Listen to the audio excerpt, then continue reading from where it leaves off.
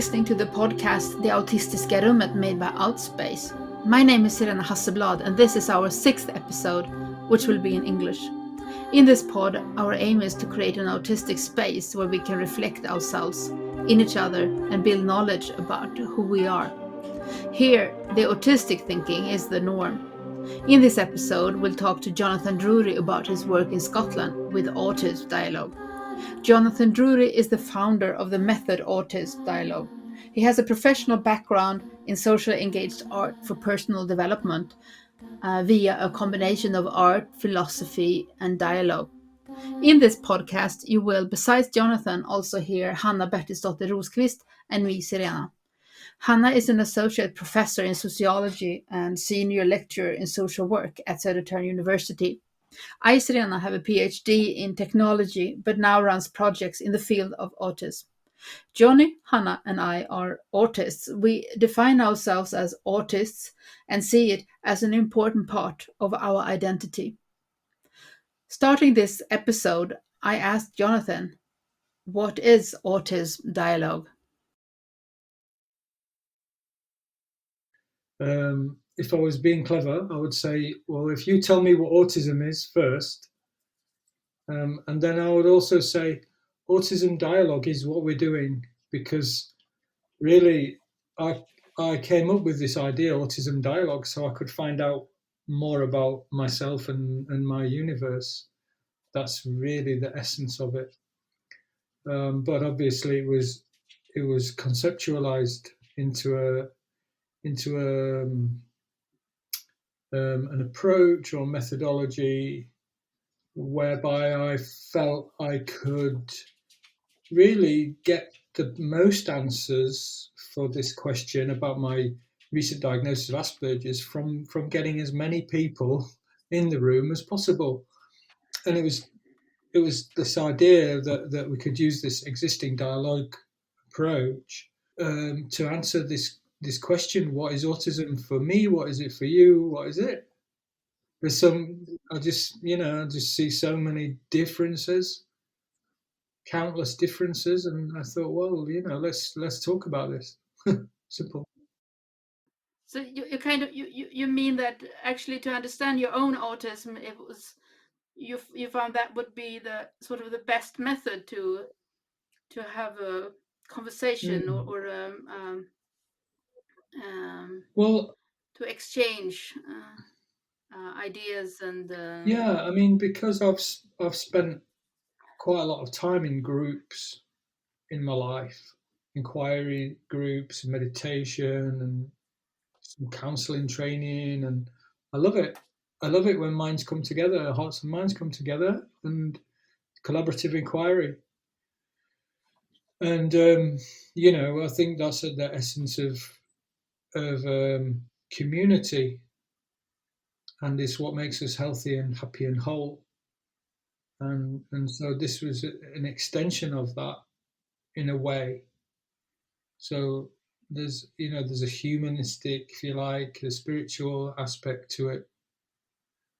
And communities were kind of forged in a way from the outset.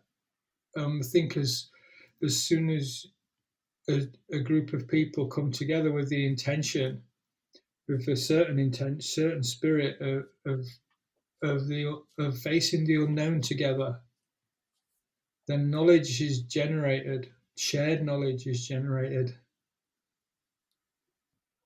Yeah, I like the it's a very nice idea. It's a very nice way of thinking and doing it. But in a way, there are many autistic people that would say that, oh, I would never find myself in a group. Like that would not suit me at all. But on the other hand, we've had the same experience, of course, Hanna and I, being in groups in Sweden and finding it's very useful, this sharing experiences. Interesting, isn't it? I think what a constructive dialogic approach lends itself to is the safety of having having some agreed guidelines and safe boundaries in place constructs something that protects the participant against the unpredictability that is part and parcel of the autistic experience, I believe. Yeah. So we create a safe space. We create our own micro community. We have evolving principles and practices that depend on who's there um, and what they're bringing and what they want, and it evolves all the time. But the practice dial it comes from Bohm dialogue. So David Bohm was a quantum scientist who died in '82, and he got into looking at the way organizations work and the way thinking is fragmented, as well as there being a crisis of communication in our world. And I was introduced to Bohm dialogue in 2010 on my fine art degree. Okay. And it was the best part of my fine art degree because basically it's a bit of an analogy, I suppose, but what the tutors did is they take away the art from the middle. Normally students are gathered around a piece of art critiquing the art, but we take away the art, and what have we got left? We've got thinking and language, tools of creative expression. And then therefore we have to turn in on ourselves and look at what we're doing, look at what we're thinking here. How are we thinking? Why are we thinking this way? What's this language we're using together? Let's start to break it down together and explore this experience of just being together. And so this was powerful for me. And I left uni and used it a little bit in gallery education in schools, doing art workshops.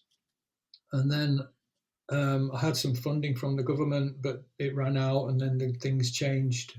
Funding was cut, so I went on a different direction. And then I had some serious questions about the way my mind was operating, lifelong questions, and I was getting to see myself walking into trouble again, like running a business, chocolate spread invention that I did, and I mean, it was crazy. I raised £85,000 in 3 weeks with powers of persuasion, no lies, just this invention. But then the whole lot had gone in a year, and I this kind of like not fitting in, but having this energy at the same time. It was really frustrating and confusing and somewhat depressing. So I decided that enough is enough. I have to go and find out from the GP. In fact, my story was that my dad suggested I might have Asperger's because it was suggested to him once. So I'd never heard of it, and I did some test online, and it came up positive. And then at the same time, I decided to go to my GP, and I wrote this list of things about myself, and 2/3 of it was things that trouble me, and 1/3 of it was things I like about myself. Weird, but I like. So anyway, he referred me to the service, and I got the diagnosis, and then all the questions were right. I've really got to find out more now. So that's when the words Autism Dialogue popped into my head, and at the same time, I signed up for the Masters Autism at Sheffield Hallam. I didn't finish the Masters. I finished the first year. I got the certificate. I found it too traumatizing, too triggering, finding out about how horrible some of it is.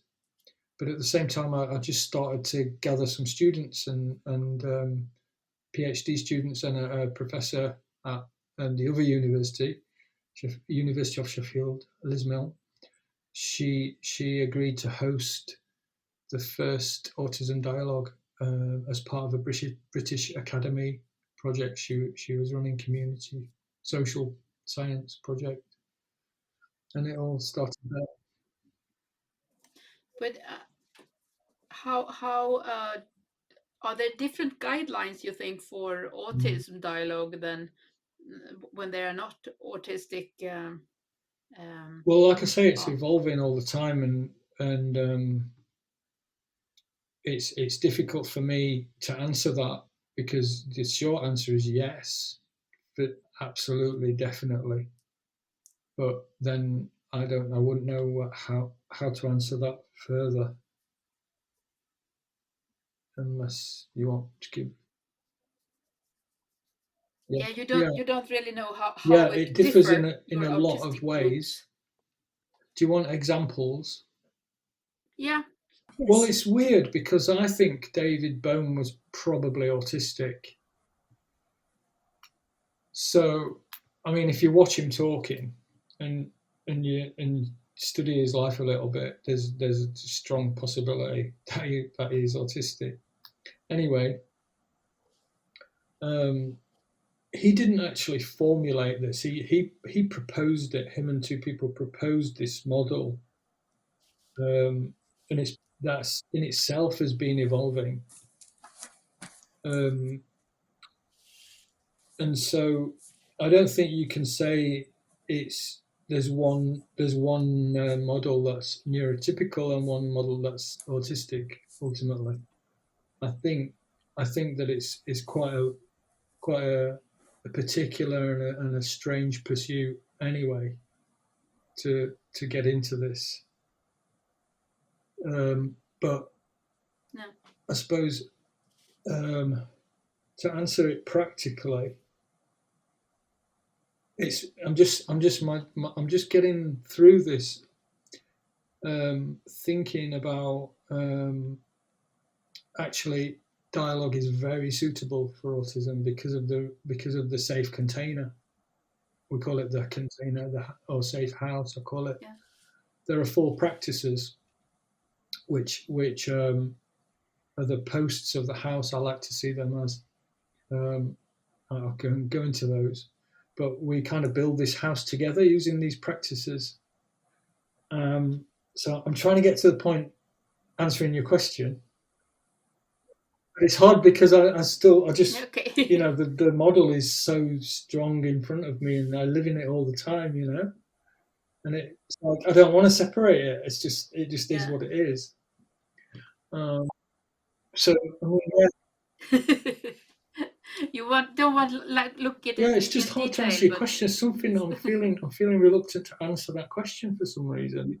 It's about taking it apart when it doesn't need to don't. Okay. I see. It makes it again back to my sense when I was attending it, the sense of a kind of holiness. And if you're taking it apart, it becomes less holy because you kind of deconstruct something which is whole, and you can't kind of put something whole in small pieces. How to make it whole again? Then what's the difference between bone dialogue and autism dialogue? There is no difference in a way. Because we are creating it as we go along, and we're in the river now. Can I put in another question? Because I start to think about the connections between.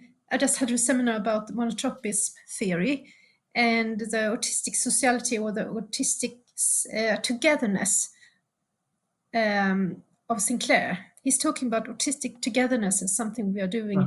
We are together in a special kind of autistic spaces, and then connected to the monotropism theory, where we are getting into the flow, they're kind of intensely focusing something. And when you combine those things, I think you have a dialogue that you kind of get into the kind of collective flow when everybody is so intensely focused on what is happening right now.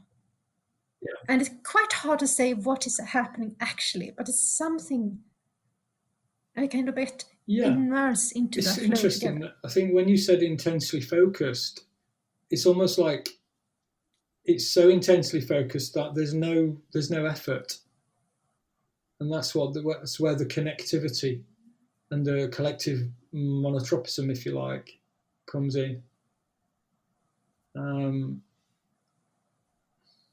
Yeah, and in your email, you wrote the question, what kind of things do we talk about?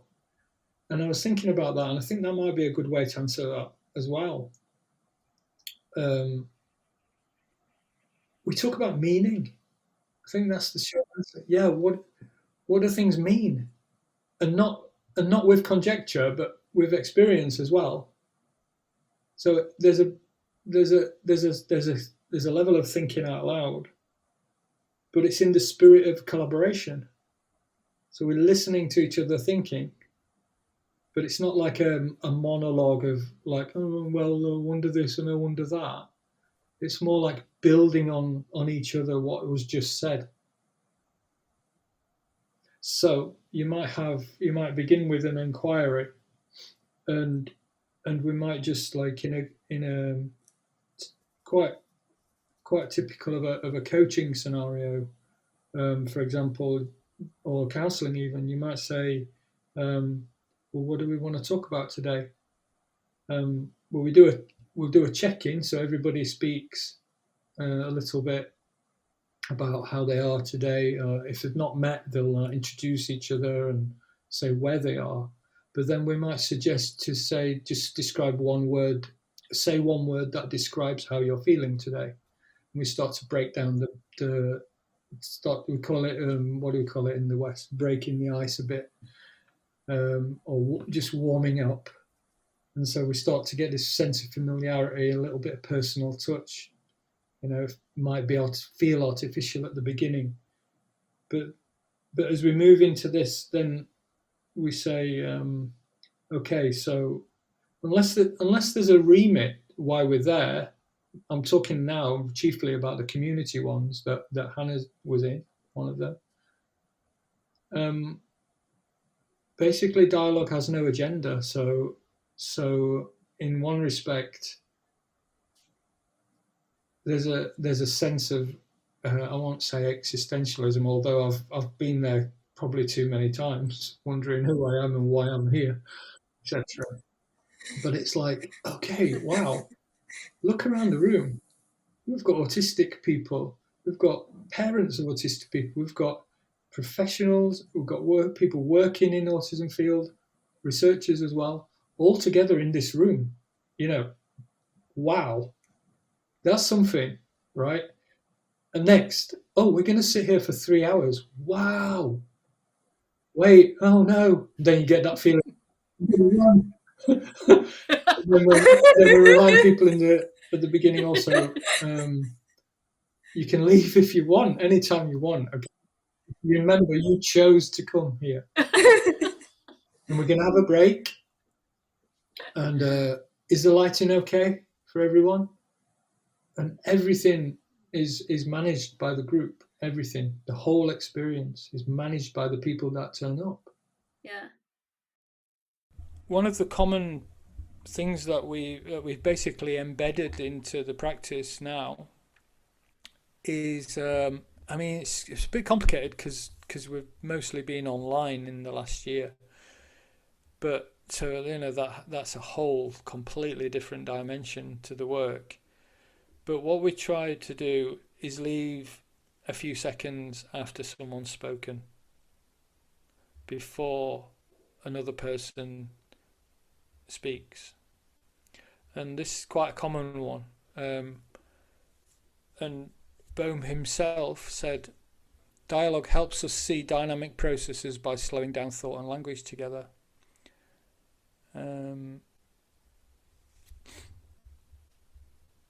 So we believe that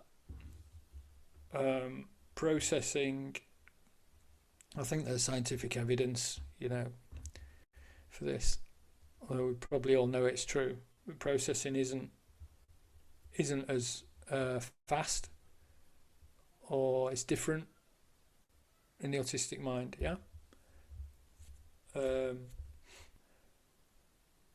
First of all, it allows processing, and it allows meaning to be explored more and experiences to be explored more. I often say, if somebody's just spoken and you're not sure how to react, then stop and sense how you're reacting. If it's good or bad, it doesn't matter, just stop. And we're thinking together, and we're more than thinking together, we're experiencing together.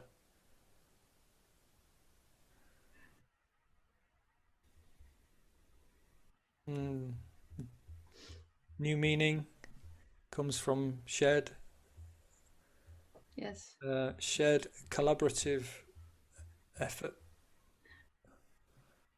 But it's absolutely true that we need a slower pace, and also have time to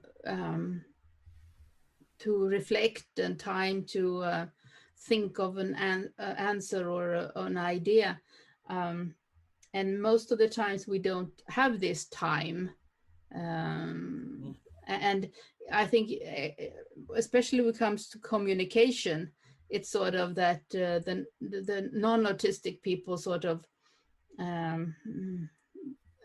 think that communication is their tool, or so we have to adapt all the time, even though it doesn't fit with how we function, or what we would, how we would like to communicate. So, and I also think it's important for the non-autistic people to actually to slow down. Absolutely. I mean, maybe they become more aware of what they actually say, or what they actually do, or what the meaning is to what they say. Absolutely. I know I've seen non-autistic people be profoundly moved because they haven't had the opportunity not just to hear from an autistic person, but to experience this slowing down and a joining up of their own thinking, because it's allowed to slow down in a communal space. But also that the point of interaction is not to be, I'm not sure how to describe it, but the point, as I experience it, the point of interaction is to do this kind of communal experience sharing. I think that's a really good observation, Hannah, because this relates to one of the early outcomes that was told to us, is that there's a sense of reduced anxiety, and because of more familiarity with oneself in a social environment for autistic people. And then they were going home, and this calmness was affecting the family at home, and more togetherness. So I forgot what you said, but yeah, please. Can you just say a bit more about that? No, I just was thinking about the difference in, if you come to both the dialogue as I experienced it, and also in our kind of Swedish group communication, I don't know what we are, but some kind of group discussing things, and we get into the group with the sense that we are going to share and to be in this kind of sharedness together and explore and extend, it could be whatever theme it is, we are kind of together in exploring that. That's the kind of goal for our being together, is that we are going to explore something, and we are going to be together in this exploration. And that's the focus. But if I am in an empty space or in a mixed space, I know there are so many other things going on. Yeah. We are doing so much parallel things. But I just want to focus on this experience of exploring something together. Yeah. I don't remember what I said, what's the word about it, but it's a kind of focus together on something rather than small things and blah, blah, blah, and all over the world. Just to think about, shift, this is another question, but almost it's like an NT coming out process, that neurotypical people in that space realize that they are NT and need to think about themselves as NTs. Yeah, yeah. Agree. And what does that make? What does it make with them, or what kind of experience?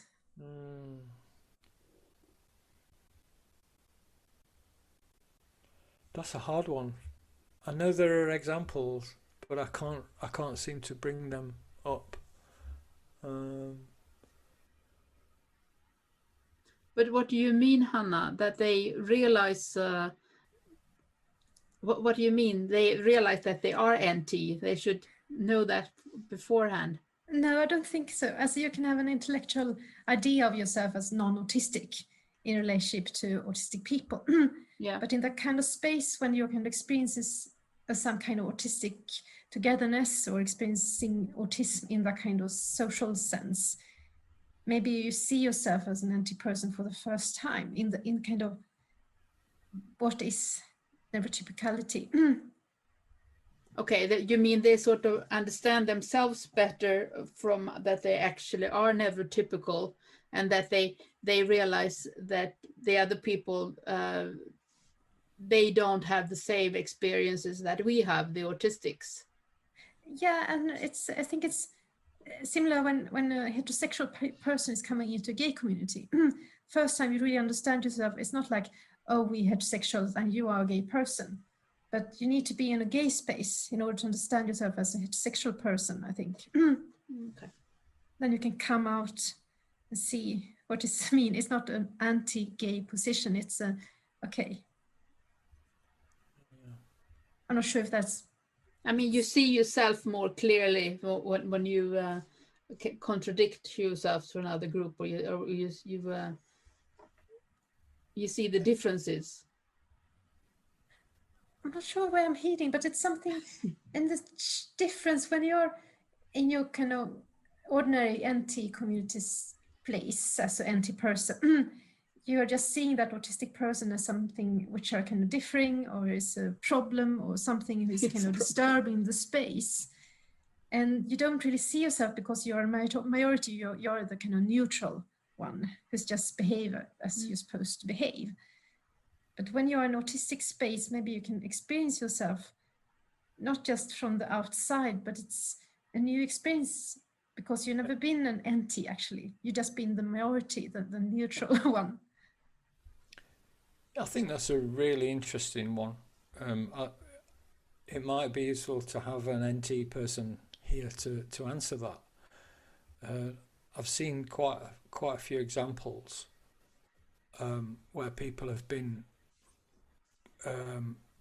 had their like empathy increased, and through just pure awareness and of having an autistic person in front of them, and had their own sense of being different to that person, but it's still a human being, and it's not a concept in the head anymore. It's a relational truth.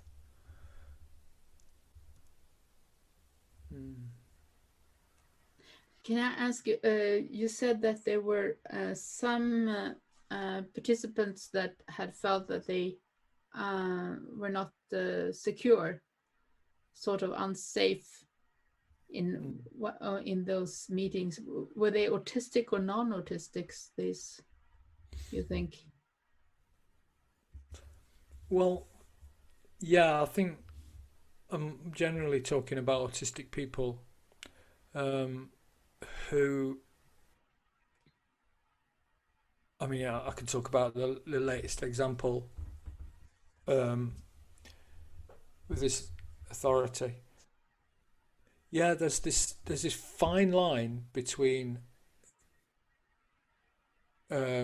contributing to the knowledge and being safe, being psychologically safe. Somebody used the phrase self-narrating zoo exhibit. I mean, it's a really serious consideration and a serious undertaking for an autistic person who's fundamentally already disempowered by society, to walk into a situation, no matter how safe or set up or autism friendly or whatever it's described to be, to expose themselves, to expose and be vulnerable, because this is a requirement. It's one of the 4 practices is being authentic, being true to yourself. So what's the trade-off here when you've got a mixture of autistic and non-autistic people? What is this power dynamic that we've all agreed to try and explore the reality of being here under this thing called autism? What does it mean for a non-autistic? What does it mean for an autistic? Well, let's face it, there's some very, very uncomfortable truths. And so this is where the psychological safety is crucial. I think at worst you're going to have somebody who's going to need some support outside of the group, or they leave early and we don't hear from them again. At best, you're going to have people wearing the hearts on their sleeve and being open and honest and explorative and breaking down conceptual barriers between the different neurotypes, breaking down those barriers. This is what I believe dialogue is good for as a professional practice. Bringing everybody together, different perspectives shared, equal, and everybody coming together as equals. That can only be done if it's professionally bounded. What's really interesting is working with the authorities, because a lot of our conscience, our thinking is based on reductionist science, so medical science, and one of the most common themes to come out of Autism Dialogue is, what is autism? This was when Hannah joined, for 2 years we explored, 2.5 years we talked about this question, what is it? And everybody's got a different answer, and everybody's got the same answer, and nobody's got an answer. All those things. So that's interesting. Well, I think there is a transaction here that's going on, and we might be talking about a short-term investment of autistic people to contribute in society in a way that they might not know. So, for example, the occupational therapists that came in 2018 for one series, and at the end of it, they went away and they made some changes in their hospital to give much more autonomy to new people coming in to the service. And so there's a certain amount of sacrifice there, I think, for autistic people.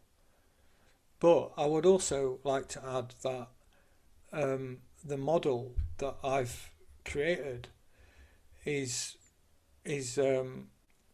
replicable, and we're starting to put together facilitator training. So there might be, well, I think there will be opportunities for autistic people to actually benefit from running Autism Dialogue themselves. So therefore, you could call that no, I wouldn't like to call it power, but it's like, if it gives safety and control back to one autistic person to be able to hold space, then that's going to be changing something fundamental. That's going to be changing, and that allows more of those micro incidents where the NT person realizes that actually autistic person's a real person, not just real, but has actually given me this opportunity to know more about myself. And that's autistic person that's instigated that. So that's maybe where the cultural shift can take place.